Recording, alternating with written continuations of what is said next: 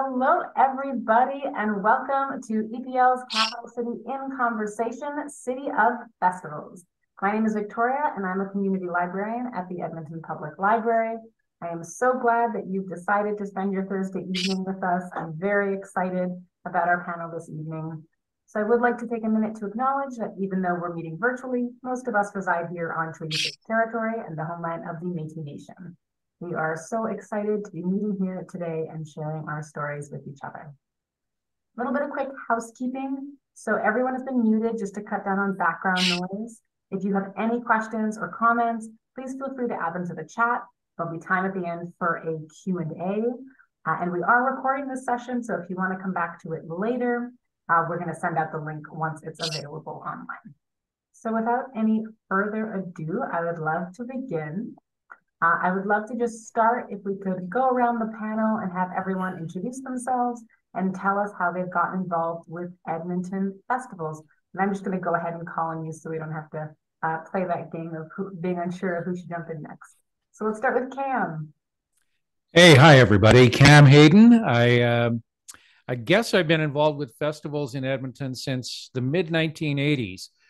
I've been working at CKUA Radio since 1978. And I got tapped to MC at the Folk Festival in 1986. And I've been doing that ever since, actually. And that sort of wetted my whistle to the whole festival experience. In the meantime, I also ran a club in the city, the City Media Club, which was a volunteer-run organization. I ran that for about 6 years in the late 80s and early 90s. And then I sort of started doing productions on my own, standalone productions through my own company. And the opportunity arose in 1999, actually in 1998, to initiate a blues festival in the city. And I thought we needed one. I thought there was room for one on the festival landscape. And so in 1999, we put on the first Edmonton Blues Festival. That's great. Thank you so much. Next, we have David Horak.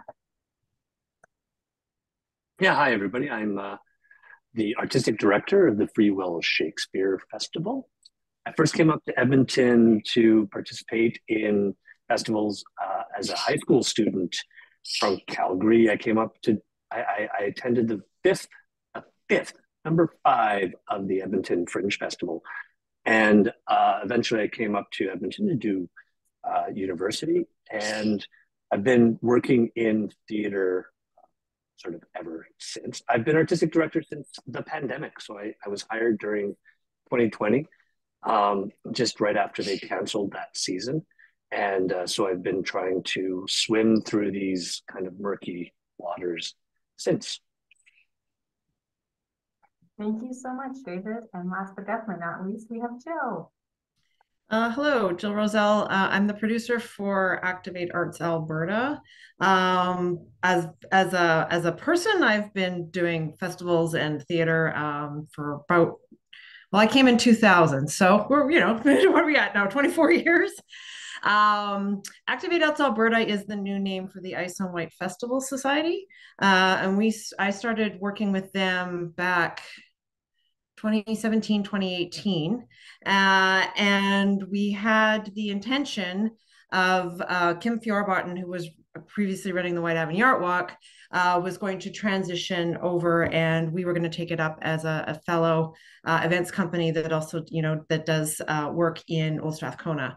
And we had the great fortune of taking over the White Avenue Art Walk as a society during COVID. So we were supposed to do a blended outdoor event in 2020. That, of course, didn't happen. We did a blended indoor event in 2021. And in 2022 is our first year that the society did the White Avenue Art Walk under our umbrella. Exciting. Thank you so much.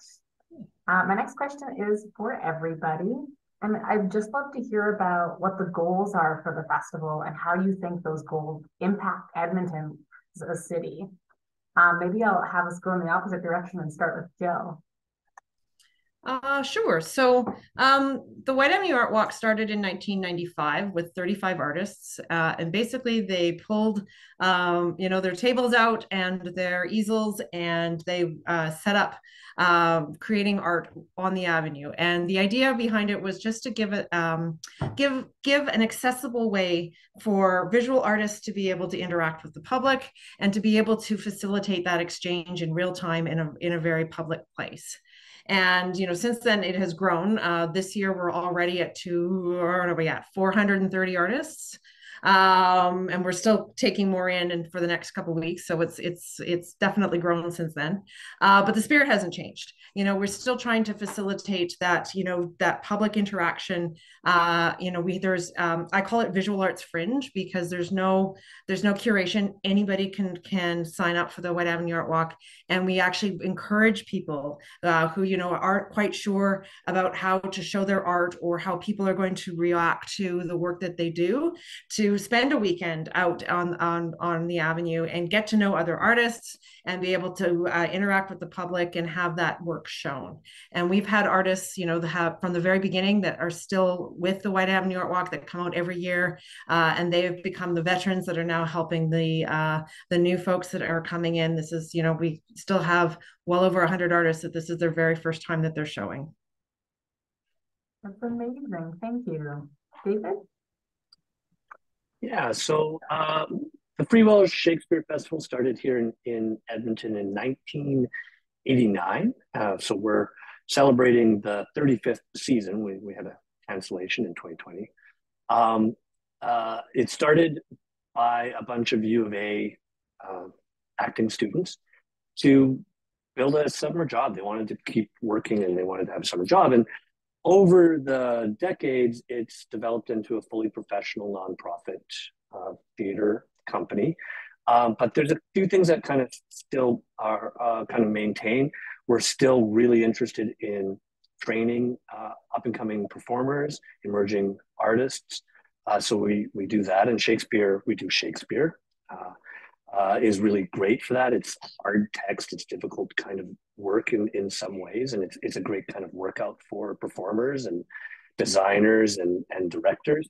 And we try and bring these classic plays with a kind of Edmonton twist and a contemporary lens. So we're really interested also in trying to make it accessible in all different ways, not just make it understandable, make it accessible for make it economically accessible. So we have lots of cheap or very free performances, and make it accessible for all sorts of audiences. So this year, one of the things that we're doing is having more ASL interpretation. So we're opening it up to people who are deaf and can access these plays. So it keeps kind of building. It started off very humbly as like a bunch of people wanting a summer job, and now hopefully it's kind of something quite unique, and I think like quite Edmontonian as well. Thank you. Cam? Well, as I said, there was this gap in the music festival sort of landscape, or so I thought, in Edmonton for a blues festival. And there hadn't been one. There was the jazz, the folk, all kinds of alternative music festivals. And what I really wanted to do, and what I thought there was an appetite for, was a festival that focused on the best blues music in the world and brought it right here to Edmonton. So people who couldn't get to Mississippi, who couldn't go to Europe or Australia to hear performers, could actually go to a festival here in the city and catch all this great music with such, it's got a cultural heritage, it has showmanship, it has a lot of performance elements to it, obviously.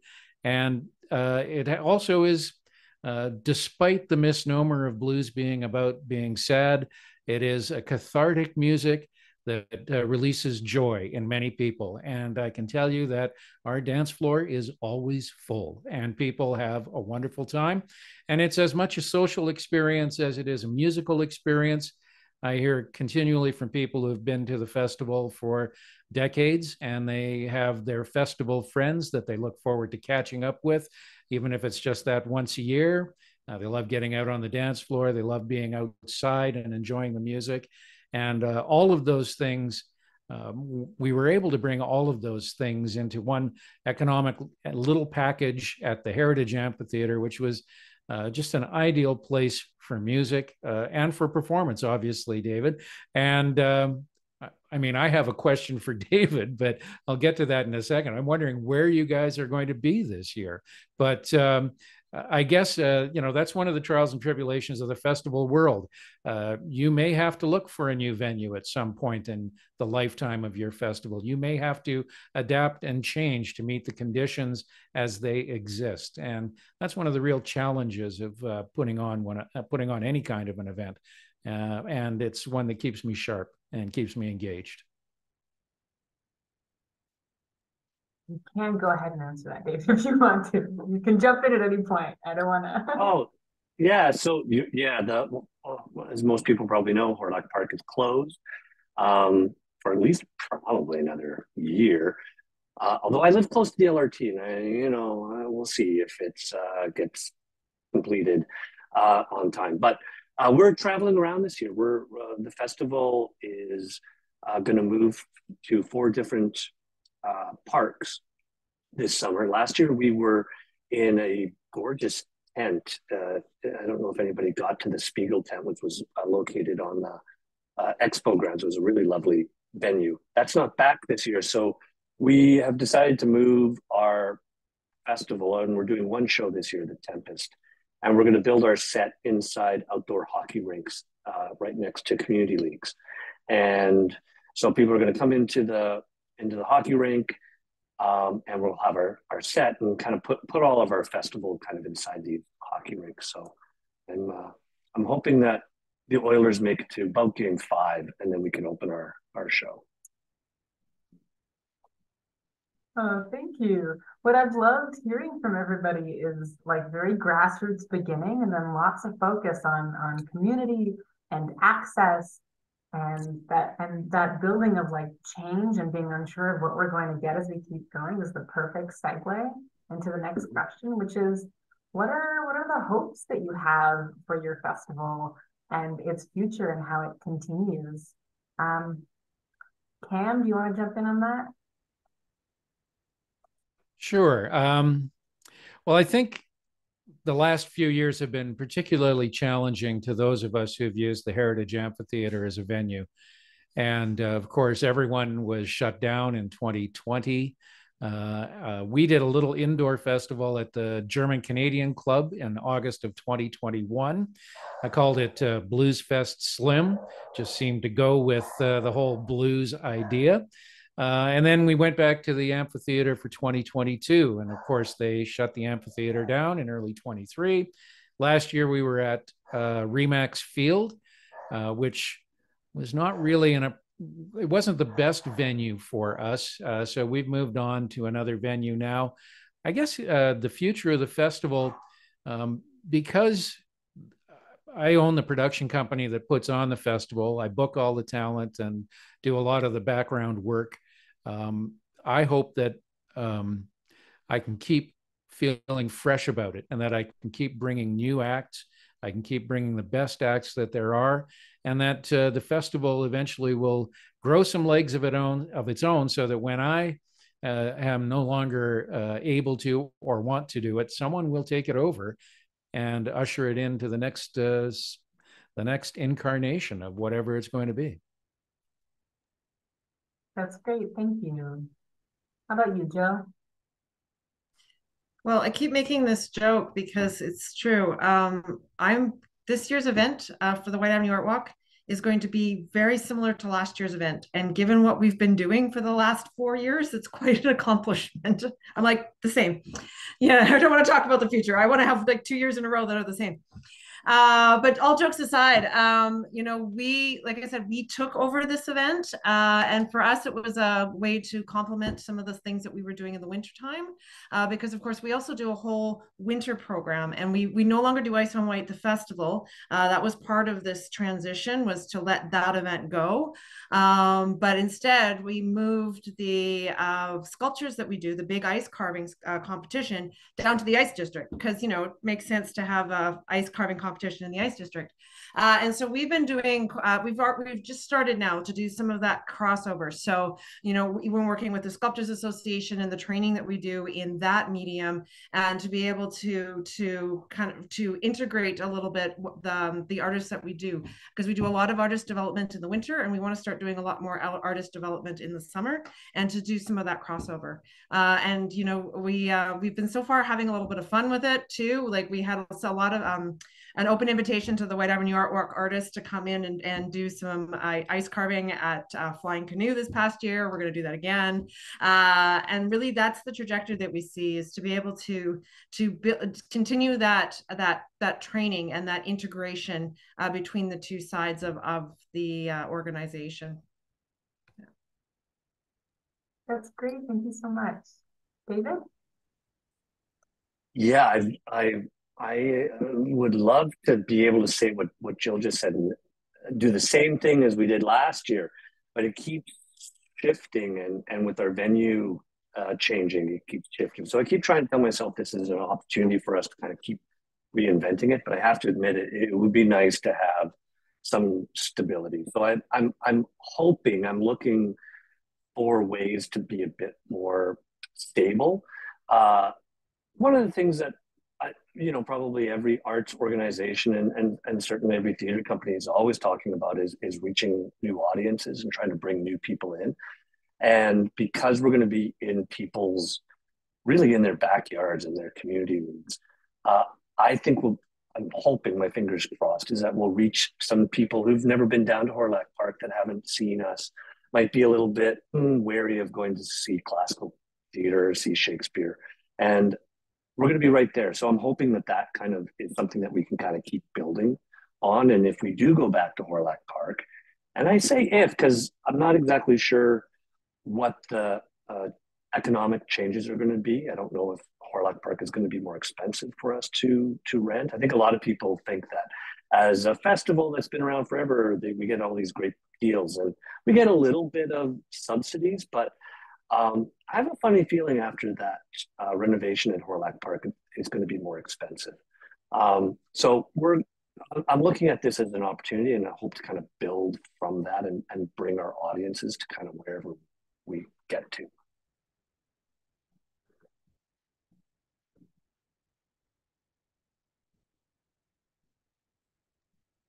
Sorry, my screen was doing something a little funny, but we're back to normal. Yeah. Yeah.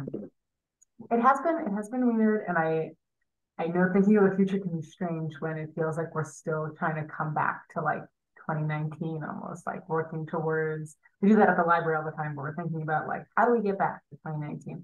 So I very much understand wanting some stability and wanting some comfort in that. Yeah, and I think it's actually okay that we don't look backwards too much and go, oh, I wish we could do the same thing. I think it's okay to try and move forward. There's lots of things that maybe kind of weren't really working. And when we look at our numbers, we can see changes in our audiences well before the pandemic. So this has given us an opportunity to kind of like rejig a few things and make some changes, I think, to bring in some new people. But yeah, looking for a little bit of stability in any arts organization is always, I think, the dream. Yeah, I understand that.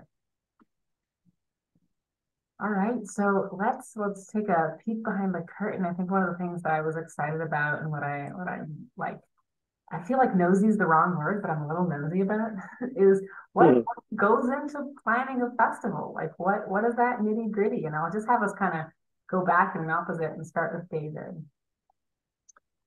Well, we have to choose a play or two to do, so that happens, and that lands on me.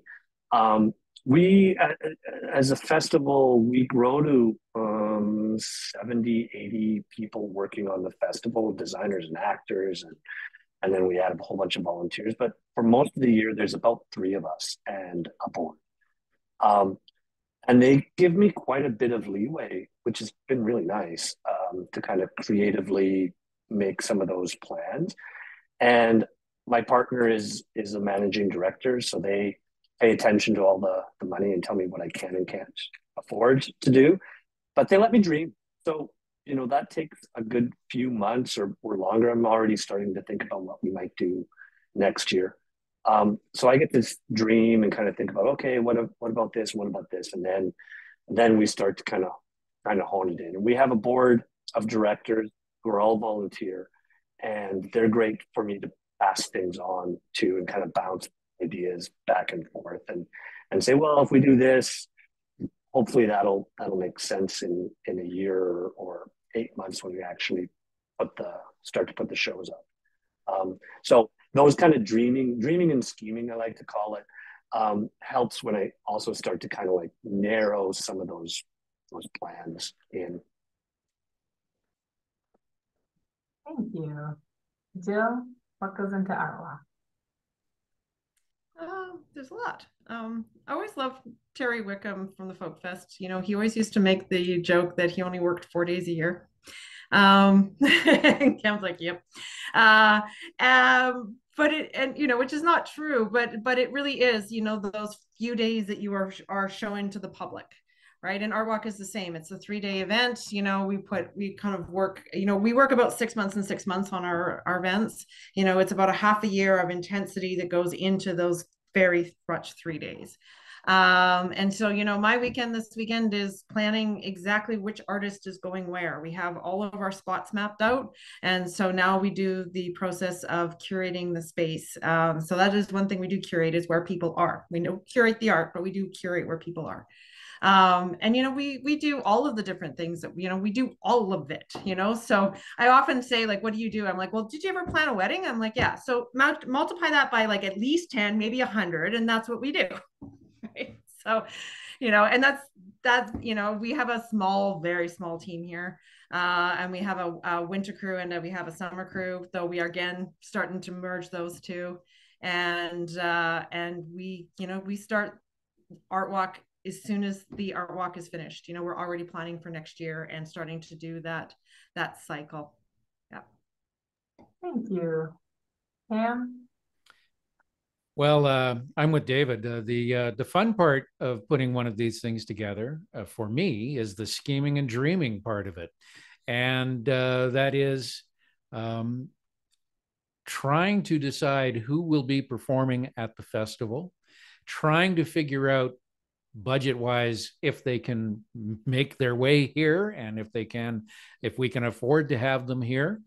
And then while as Jill would say, you don't curate the art, but you curate the geographical location of the artists. In that same way, I do not curate anybody's set list or what they're going to play on stage, but I do curate where they will appear in the lineup. And for me, that's one of the most important things of putting together a music event.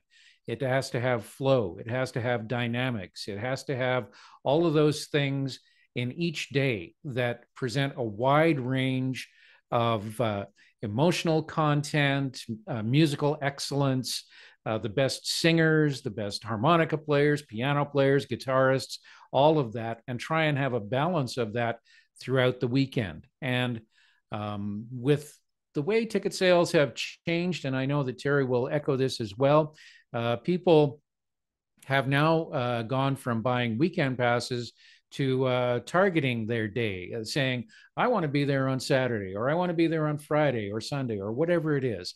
And so the idea is to try and make each day a complete performance on its own, and a completely full and varied performance at that. Of course, I try and bring in the very best performers in all of the styles of blues: Chicago, Louisiana, Texas, Canadian blues, however you want to slice it and dice it, but try and have all of those geographical and stylistic regions, represented throughout the course of the festival. And yes, I only work 3 days of the year, just like Terry, who works 4. He works 1 day longer than I do, apparently.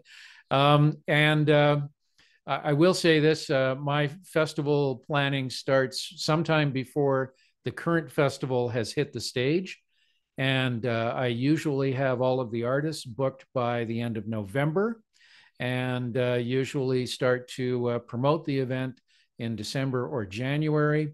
And it is, I was telling Victoria just before we came on that I had an hour-and-a-half meeting today with my site manager, because yet again, we are moving to another site. And I totally understand the whole idea about doing something the same in 2 years in a row. I would love that.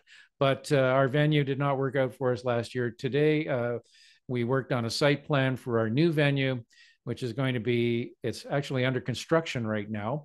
It's called Klondike Park, and it's in the grassed-in area at the expo grounds that was the former home of Klondike Mike and the Giant Slide, and the Kitty Railroad and the Chilkoot Mine. And they've taken about half of that space and created a performance space with a sunken viewing area and an elevated boardwalk around the perimeter. And it looks like it's going to be just a marvelous space to put on a music performance. So we're going to try that this year. But of course, hey, it's all different. Even though it's all the same, it's all different. And so that is one of the real things that goes into planning. And when I looked at that question, I thought, I'd put on live music performances in clubs, and I'd done some concert halls and community halls and all of that sort of thing for about 8 or 9 years before I tried the festival. Actually, about 14 years before I tried the festival. And I thought, how hard could it be? It's just the same thing as doing a club show, only a little bigger. Well, if I would have known, I don't know if I would have gone through with it, because it's not a factor of 5 or a factor of 10. It's like a factor of 100. I've got 250 volunteers to corral and organize 75 musicians. I have contract managers that work during and before the event to help put it together. I've got the sound company to work with, and it's, literally, well, I would say probably 500 cats to wrangle the weekend of the festival. And if you've ever tried to herd or wrangle cats, it's not an easy job. But I got to say this, everybody wants the best. They want to be able to put on their best performance. They want to be able to present the best show for the patrons. The patrons want to be entertained. And with all those positive vibes, things pretty much always turn out on a positive note. That's great. Thank you all so much for sharing. I feel like curiosity has been satisfied. So I know some of you mentioned that you started kind of around the pandemic season times. So this question might be a little odd because it's still new, but do you have a favorite year, or a year that's felt like a big success, one that kind of looms in your mind as something you either want to attain again or you just really enjoyed for some reason, kind of like keep at some of those happy memories? Jill, do you want to start us off? Well, with the White Avenue Art Walk, it's hard because they've only done a few. So, right, me personally, right. So that's a really truly a Kim question, who was of course my predecessor. But I do have to say that last year felt really good, because last year was, and we got a lot of feedback from the artists in the same way, that it was felt like it had come back. Right, that we had the same number of artists as we had before the pandemic, and people were feeling really good about the interaction. I'm knocking on wood, we had a beautiful weekend, and it felt like, through all of that turmoil, that it had landed again. And so, that for me, I think will stand out even moving forward, because it was such a pivotal point. Yeah, that does sound amazing. Kind of finding your footing again and having people feel comfortable in it again. That's a really good place to get back to. Yeah. How about you, David? Yeah, since I'm relatively new in the position, and similar to Jill, I only have a few years under my belt. Last year we were in this tent, which was gorgeous, but it only had 200 seats, which was both awesome because it was very intimate. It was hard for our bottom line because when we're at Horlock Park, we have we have almost unlimited seats. We can put a lot of people in that park, right? But I love doing our plays in a smaller venue. It was a kind of artistically a real highlight for me because I work as a director in other places as well. But to do Shakespeare, and do it intimately and really be able to kind of like the audience who are right there in this gorgeous venue was actually a real artistic highlight for me. Now this year is going to be different. We're going to be outside, and that has its benefits as well. We're going to be, hopefully under blue skies for the entire 4 weeks. I know that'll be perfect. No rain at all or smoke. But even with the elements, that adds an extra kind of thing. So that's going to be also kind of for us. Last year, yeah, just artistically for me last year, working in that smaller venue and doing Shakespeare, which can sometimes, when we're in Horlock Park, we tend to have to make it very large and very big because it's such a big venue. Doing it small and kind of intimately was really great. Yeah, thank you. I do remember last year's venue, and I appreciated feeling like I could sit almost around the entirety of the stage. Like that was really appealing to me because it feels like perspective can change so much. So yeah. Now Cam's going to have a very different perspective. He's got 25 years, so I want to hear. So here's the one thing that always pops to my mind when someone asks me this question. It was when I got the final act on the stage in the first year, and for me that meant we actually made it, and then that act, it was Ronnie Earl and the Broadcasters. He's a guitarist from the New England area. He's multiple award-winning guitar player, but he has this incredible soul when he plays guitar. And I was sitting in the beer garden. We still had beer gardens then. And there were we had a pretty small audience that first year. I think we had about 1,000 people on that final night. And most of them were in the beer garden. And it was a kind of a rowdy place. And then Ronnie started playing, and the most incredible thing happened. You could have heard a pin drop in the beer garden. Everybody was paying this rapt attention to what was going on the stage. And it was, I still get a little bit of goosebumps when I think about it. It was so deep and visceral and so all encompassing to everybody who was there. And it was like we all had a big group experience, and it was really, really quite amazing. And every year I hope we replicate that feeling in some fashion. And some years we do, some years we don't. But it showed me that first year, out of all the trials and tribulations of putting the thing together, and the fact that I lost a pile of money, it showed me that it was really something very, very special, and that there was really a place for this, just because the people who were there were treated to a show that they will never, ever forget. That's really beautiful. Thank you so much for sharing that memory with us. My last big question for everyone before I have some individual questions is, what advice would you give to somebody who either wants to participate in festivals or get started in festivals? What would you suggest? Let's go back to David. Well, all the festivals have opportunities for volunteers. I think everybody would probably say that. One of the things that we're kind of struggling with, I think, from the pandemic, though, is board members, and really finding people who can volunteer for the board, who have some interest and expertise in certain aspects. So that's one thing that we've been kind of searching for. We lost a bunch of people, and we lost a lot of volunteers during the pandemic as well that haven't come back. So board members would be great. So if you have a passion for the organizational side, a little bit of the backstage, behind the scenes sort of side of an organization, boy, we'd love to chat and get your expertise for us. Thank you. How about you, Jill? What do you think? Really want to echo the volunteering.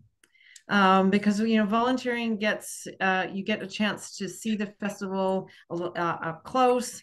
You get a good feel for the people that are involved and for how the event works, and for and it's also just a great way to kind of give back to the community and to get to know what the community, the festival community. I've known staff members that are full staff members of festivals that started as small volunteer and just kind of got the bug and decided to move it forward. And so it's just I can't stress that enough. Like if you want to learn about festivals, come out and hang out with us. That's great. Thank you. Yeah. I'm in the same boat. Volunteering is the best way to get to know how a festival works, and don't just volunteer for one crew. Try a bunch of different things. We have 13 crews at the festival, and I have seen people come in, young folks like 18, 17 years of age, and get on the stage crew handing out towels to performers. And before you know it, they're now operating the lights. Perhaps they've gotten interested in mixing sound, and they've actually found a career for themselves working in live music presentation. And I've seen that happen on a number of occasions. The other crews, there is such a camaraderie between volunteers. And I think that's something that is sometimes underrated. It is really kind of a family feeling when you are a volunteer at an event and you're all working towards one goal, which is making sure that you get a great performance and that the patrons are happy and the musicians feel good about what has gone on, and that it all sort of meshes in the end and makes it work. And there is an undeniable sense of community and family that comes from being part of a volunteer crew that makes that happen. And we have a really big volunteer party about a week after the festival every year. And there's people there who know that they are in family, That's really lovely. Thank you so much. So I've got some individual questions, but if somebody else has thoughts or ideas and wants to jump in, please do. I love when it's a discussion, so definitely don't feel tied to your question. I'm going to start with David. So as artistic director, how do you decide kind of which direction you want to take the season in? Yeah, as I mentioned before, I'm given quite a bit of latitude, a lot of leeway. The one thing I keep reminding myself though is that it's not my company. I'm there as I'm in service of a bigger kind of organization, and so I do have to choose plays that I might want to work on.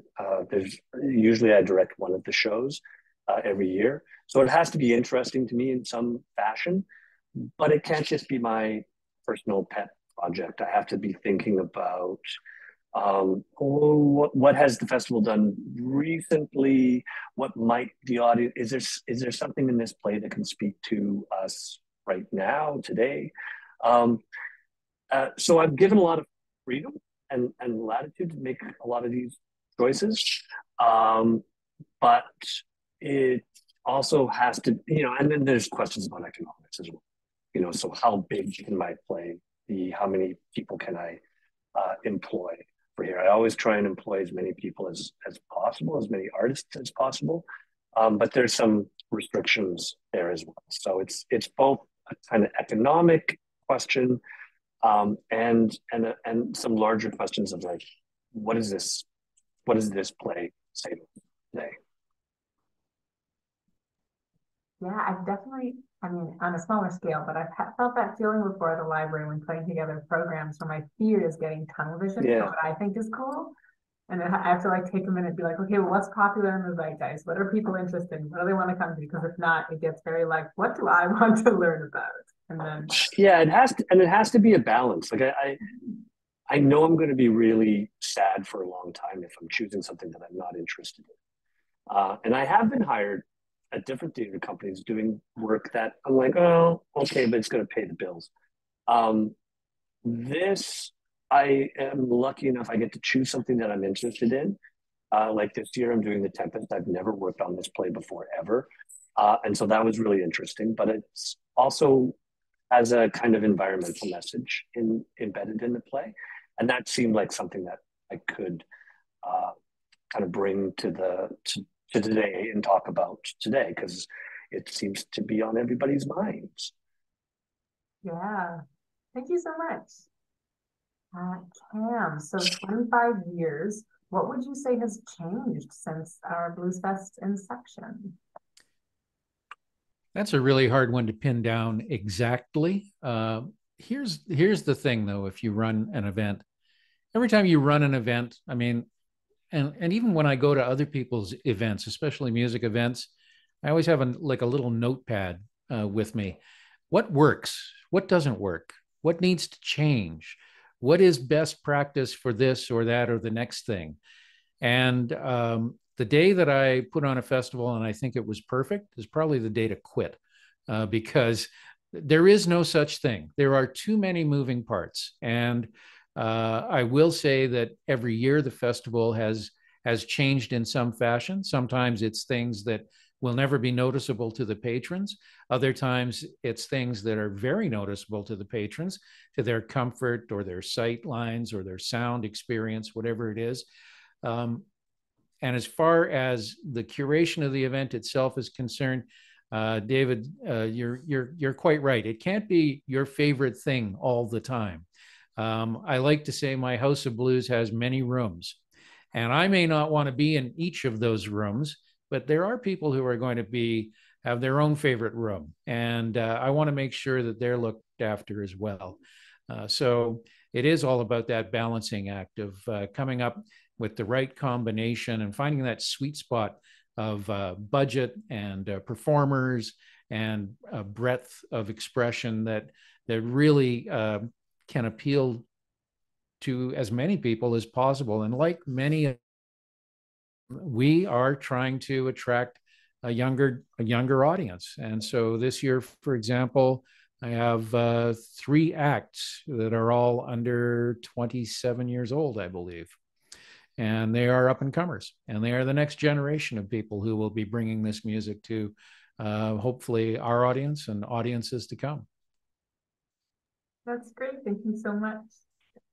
So, Jill, with it being Art Walk and being outside and out on white, like how does the outdoor nature of it impact kind of how you're planning it and how it works?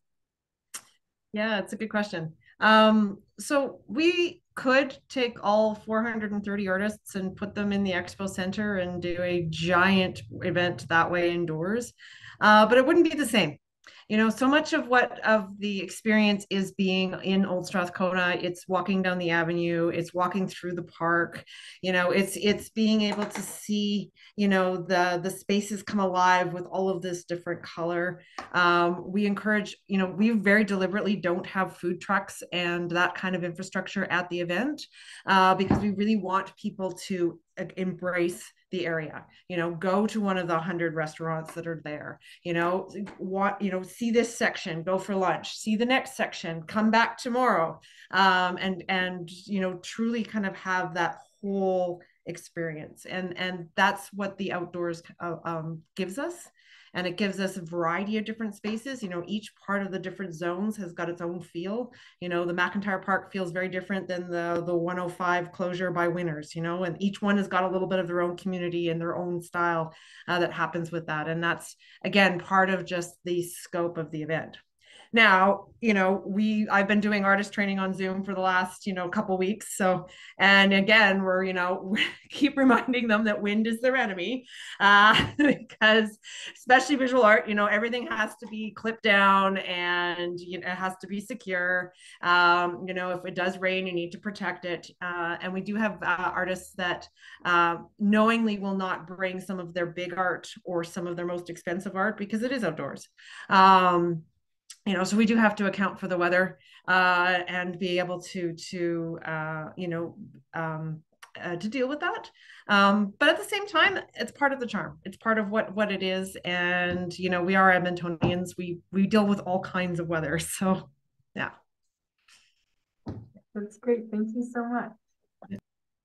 You talked about this a little bit, David, before, but how do you toe that line between staying true to Shakespeare, which is something that's so classic, and we all have like very specific ideas in our mind for what that means, and keeping the festival kind of fresh and new and wanting people to see the Tempest, I've seen it before, I'll see it again, and like what are we doing to like play that line?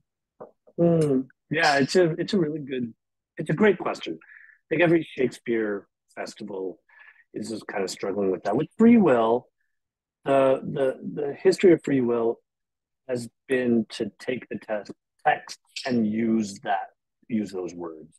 So we might mess around a little bit with the text. We always cut it down because they often can be a bit too long, honestly, and sometimes a bit too difficult to understand. So we might trim and we might change a little bit, but we keep it mostly there. We don't rewrite plays. How I keep it fresh is making sure that what makes, the more I work on Shakespeare, the more I realize how much he's a poet. And so he's using a lot of metaphor, and we want to hold on to the poetry. And the stories themselves they're full of metaphor, they're full of poetry, and so they can be transported into a lot of different places, and they can speak about a lot of different themes, and that's why they can keep getting reinvented all the time. I'm really interested in casting and making it look like it's Edmonton. So it's not just a cast full of middle-aged white guys, but it looks like the cast looks like Edmonton, that it's a diverse company. And that just by having people who have different lived experiences, that keeps it fresh because they're interpreting the work in a different way. And that is really exciting. And they're all local performers too. And so they're speaking also from this place about Shakespeare. They're not trying to pretend they're from England. They're not trying to pretend they're from somewhere else. It's coming right from here. And so it's always going to feel a little fresh because it's new ideas that are coming into the rehearsal hall. And they surprise me. Like I have ideas. I'm a middle-aged white guy. But they're challenging me, and we're in the middle of rehearsals right now. And so we're uncovering a whole bunch of new things with the Tempest because of who's playing those parts. And so it's always kind of going to be fresh, which is really exciting for me because I thought I'd seen it before, and I'm like, well, this one is totally different. I get to throw those ideas out, and we're all learning to play together in different ways. It's a lot of fun. So it's always going to be fresh.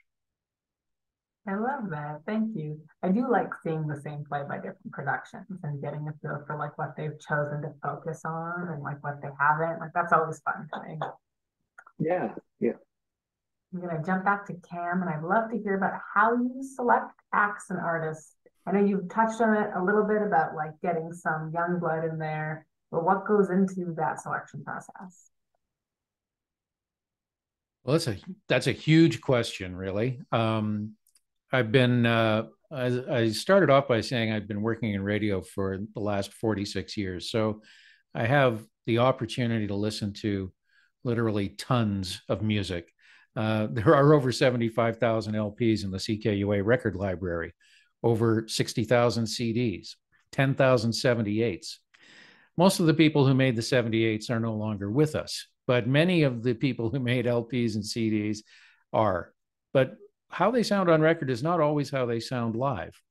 And so part of my job, the really nice part of my job, in fact, is that I have to go and listen to live music all over the place, and usually where it happens.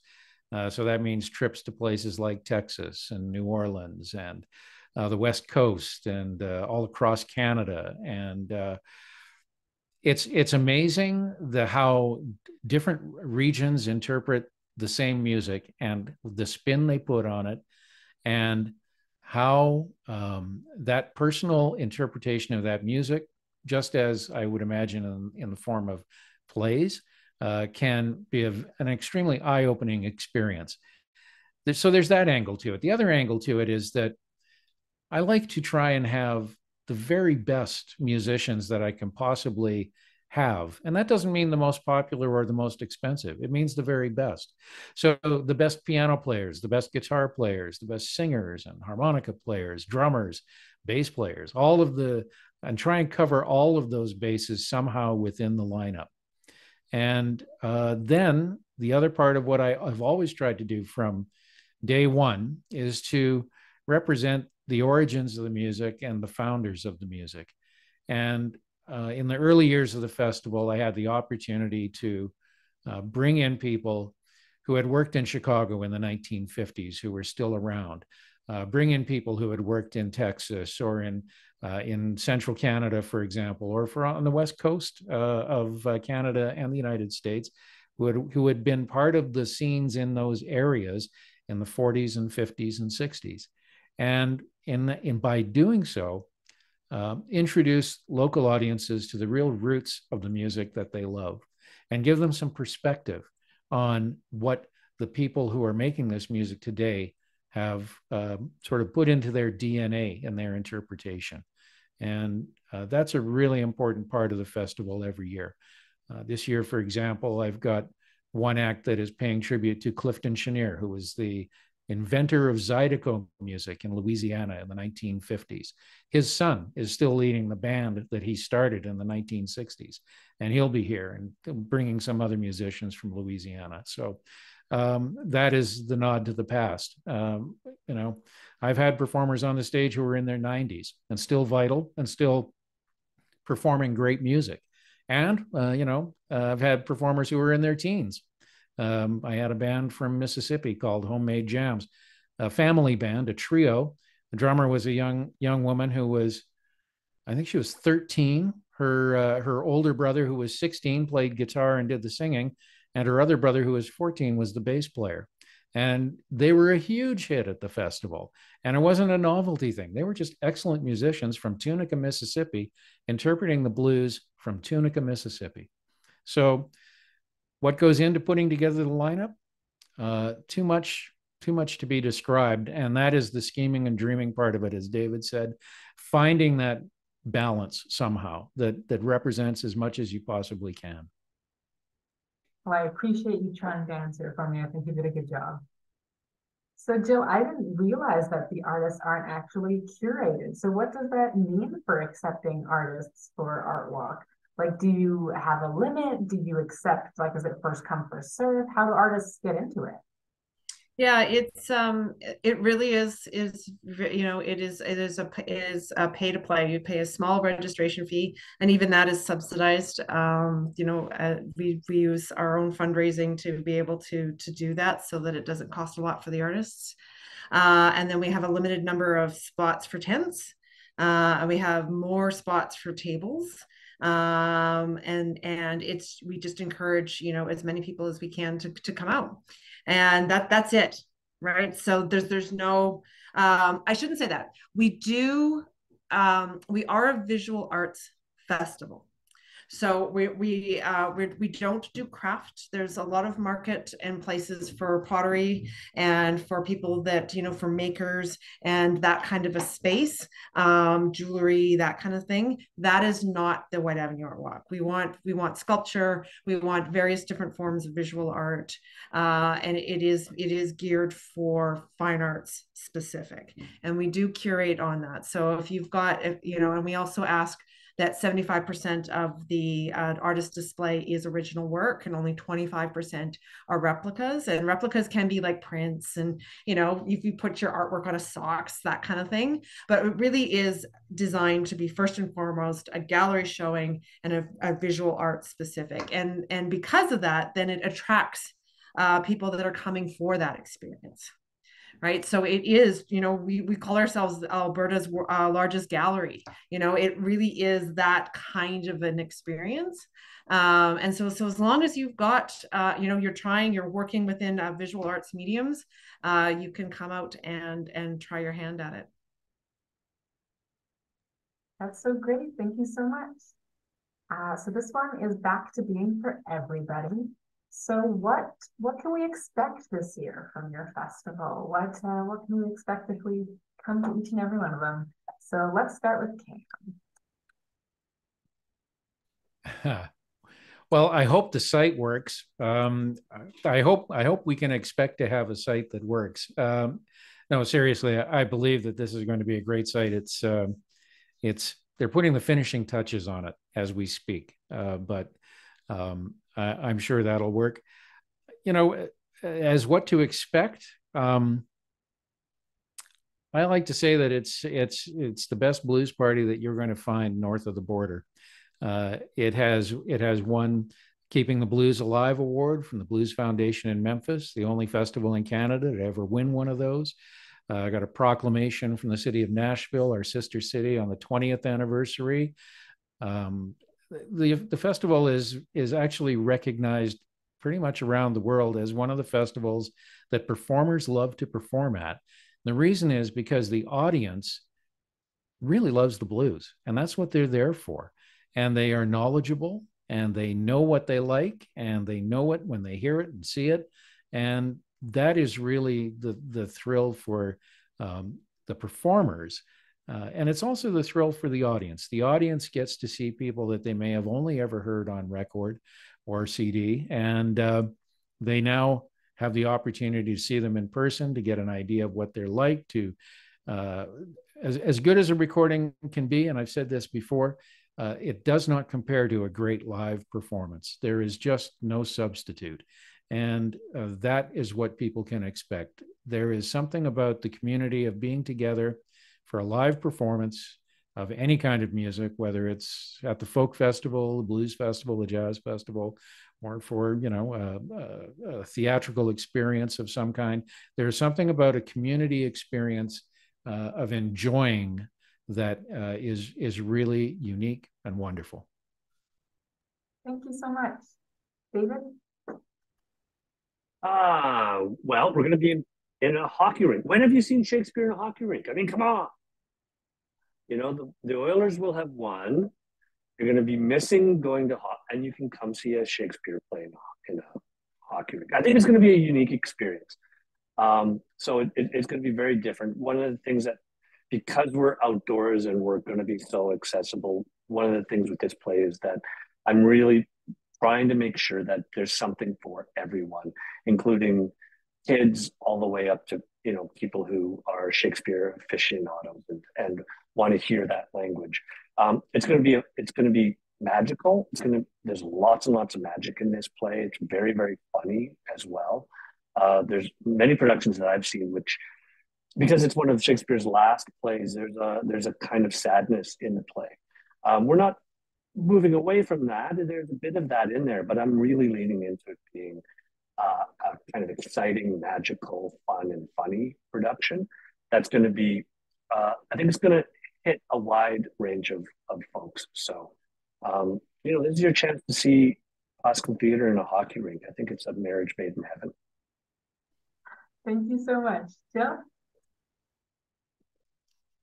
Well, one of the things about having 430 artists of all different backgrounds and type of work is that there really is something for everyone, and at the end of the day, the art walk, the artists are there to sell their art, and you would be surprised at the things that you will be attracted to, some of the things that you'll see. It is truly, you will find something that you like, and different price points too, right? So it's not just really, really expensive paintings. You can find lots of little things that you want to pick up for $20. You'll have some of the artists that are just starting out that you may pick up and find, a piece of their work, and 15 years later, and they're very renowned artists. This is the place to get to know that work and to just have some fun with it, and find some stuff for you to make those connections with the artists.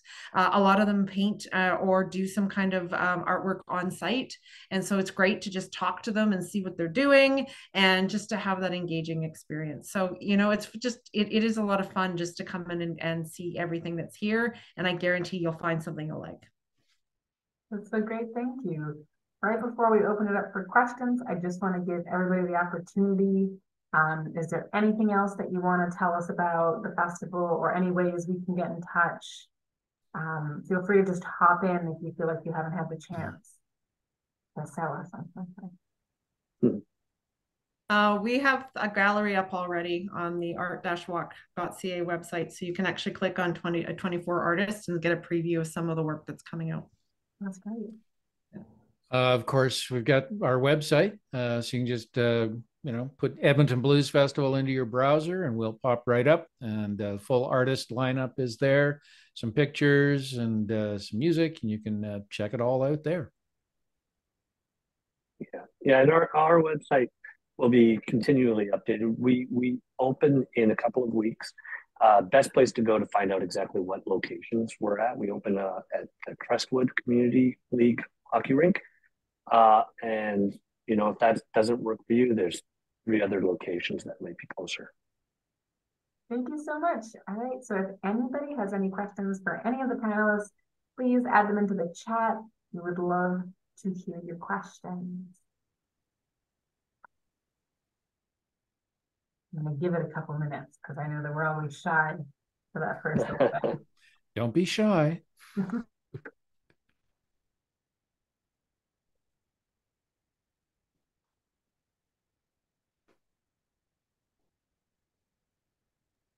Very nice to hear that, Katie. Katie said, you covered all my questions already. That was great. Yay.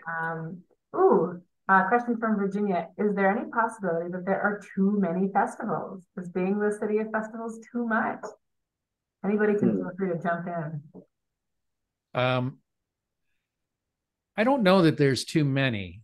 I think that what has happened, though, is that you really have to pick your spots and try not to have an overlap of similar sorts of things. So having 2 music festivals on the same weekend is a bit of a stretch, although you can if they are aimed at totally different audiences. And so I think the trick to not having too many festivals is to have some focus in what you're doing. Mm-hmm. Yeah, last year, because of the venue that we were at, this Steeple tent, was only available really to us in August. And so unfortunately, as a theater festival, we went over the Fringe Festival. Our numbers dipped a little bit, not as much as I thought they would, but putting our festival earlier in the year where we're not in as much competition, I think is probably going to be better for us. I mean, this is a big city. I think Edmontonians forget that we're big. Like, there's a lot of people here, and I think there's actually a lot of people who don't or have forgotten about the festivals over the last few years. And I know I was in a group discussion of other festivals not too long ago, and there were some new festivals that were just starting out or have only been around for I'd never heard of.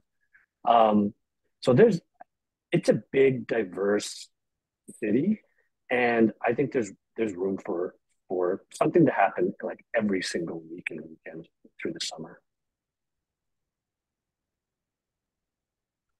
If you don't have anything to add, I have a question from Dylan for David. Any Shakespeare plays you'd really love to do but don't think are marketable enough?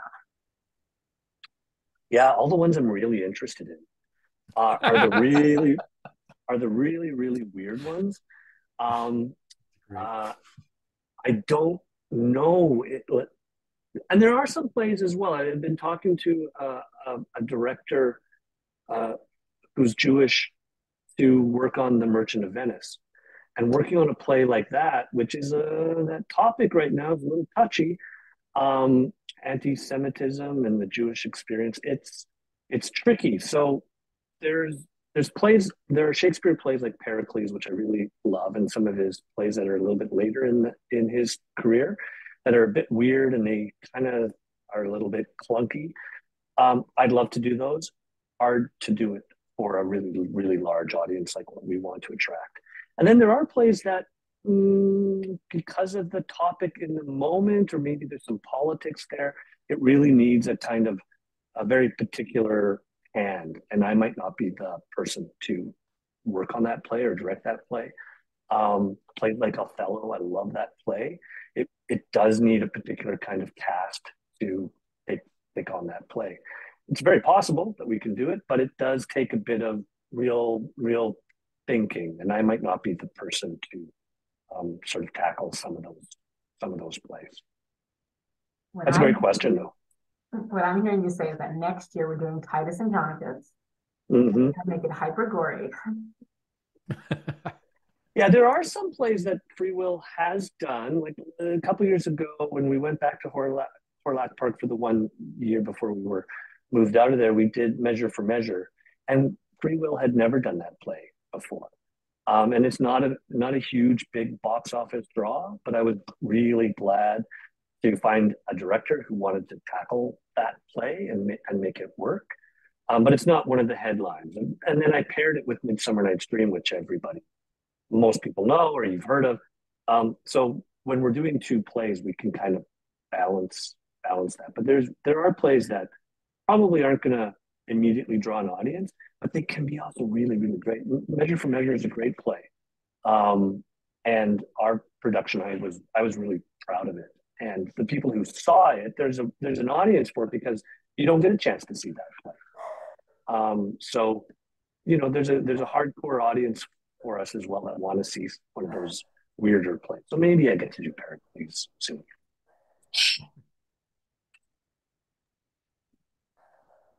Any other questions for our Daniela did say thank you very much. So thank you, Daniela. I'm glad that you enjoyed the panel. It was wonderful to hear.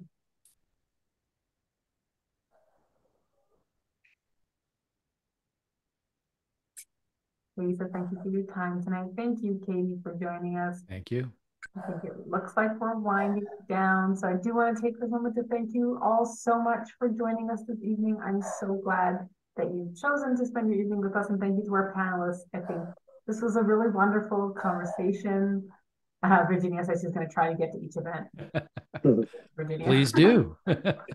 We don't overlap. They don't overlap. Kind of a little bit with Shakespeare, but Well, thank you all so much. I've had a wonderful evening. I'm so glad you're able to join us, and thank you everybody who has joined us and listened in. It was wonderful. As soon as the recording is ready, we will send it out. And on that note, I'd love to wish everyone a wonderful evening and enjoy the extended sunlight as summer's in. Yay! So much. Great. Thank you. Have a good evening, everybody. Nice to see everybody. Thanks. Bye. bye.